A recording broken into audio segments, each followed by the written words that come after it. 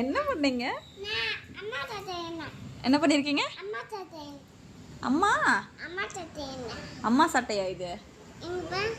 அது அம்மா சட்டையா?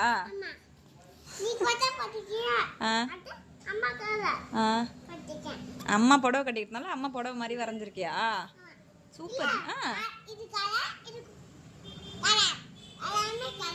எல்லாமே கலரா? சரி சரி.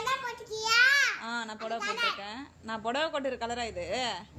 இல்லையே, இது நீல நிறம். அம்மா மஞ்சள் நிறம் தானே கட்டியிருக்கேன் புடவை.